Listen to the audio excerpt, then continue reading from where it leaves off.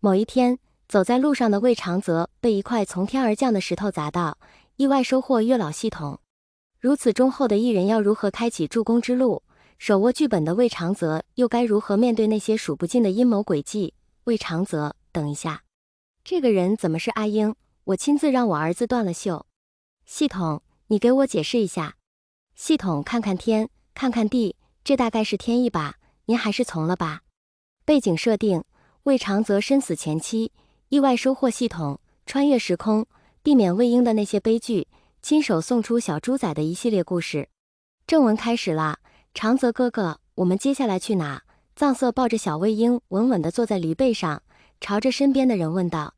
长泽哥哥，小魏婴咧着小嘴，露出几颗乳白色的小牙齿，学语道。藏色闻言，一把怀中的小魏婴举得高高的，还不忘蹭一蹭小孩柔软的面颊。不能喊哥哥，要叫阿爹。虽然被举得高高的，可小孩丝毫不怕，还发出咯咯的笑声，朝着边上的黑衣男子伸出肉嘟嘟的小胳膊。阿爹，抱。魏长泽看着妻儿的玩闹，心底一片柔软。魏长泽看着阿英伸出的小胳膊，正要伸出手接过时，忽然感觉头被一块硬物击中。听着耳边传来妻儿的呼喊声，魏长泽努力想要睁开眼，却终陷入了一片黑暗。欢迎来到0605空间。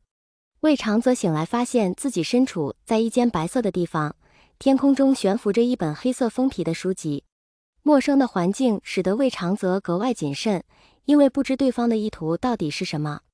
魏长泽微微皱眉，左手已悄然抚上了无双剑。魏长泽大声说道：“不知阁下何人，因何将我掳到此处？”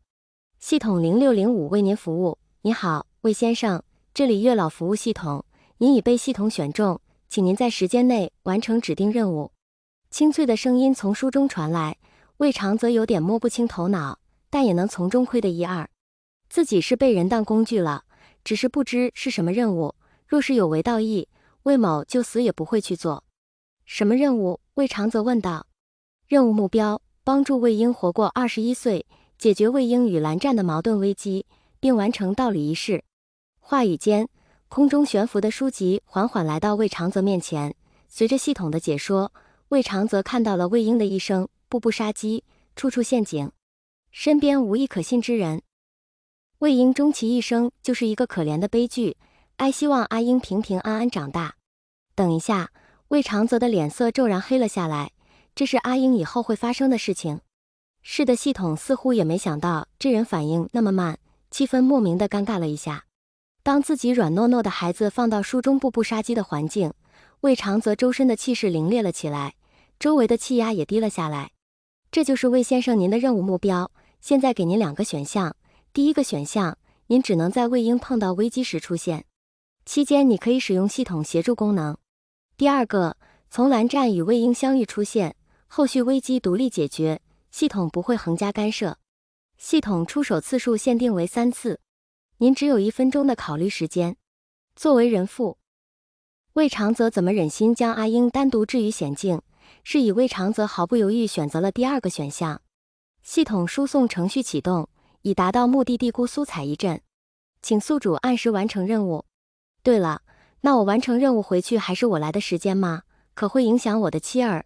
魏长泽严肃地问道，眉眼间染上了淡淡的惆怅。宿主放心，来时如何，去时便如何，不会干扰您妻儿的正常生活。魏长泽听到了自己想听的，便不再询问。魏长泽握着无双剑的手紧了几分，眉眼间闪过一丝狠厉，得想个法子告诉世人，我魏长泽回来了，谁都不能欺负我的孩子。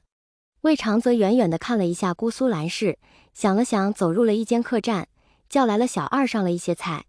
不一会，热腾腾的饭菜便上了桌子。魏长泽仔细地想了想书籍的介绍，对于藏色和自己的身死页列一笔带过。而江丰眠能用5年的时间准确地找到自己的孩子，呵，这其中的关联果真是好兄弟啊。魏长泽就是厌烦这些阴谋诡计，才不愿待在世家之中，图身心畅快。可厌烦不代表不会，敢算计阿英就要做好被报复的准备。魏长泽直直往嘴里灌了一杯酒，眸中是一片深沉。魏兄，好酒量。哈哈，那是我魏无限千杯不醉可不吹的。来来，小二，再来两坛天子笑。一群少年的嬉闹声不经意间唤醒了正在沉思的魏长泽。魏长泽看着一群少年中身穿云梦服饰的2名弟子，其中一人扎着高高的马尾。少年碰撞间夹杂着清脆的银铃声，那恣意的样子像极了藏色。还在牙牙学语的阿英一眨眼就成了少年，错过了阿英的成长，遗憾是少不了的，但是不能让遗憾一直下去。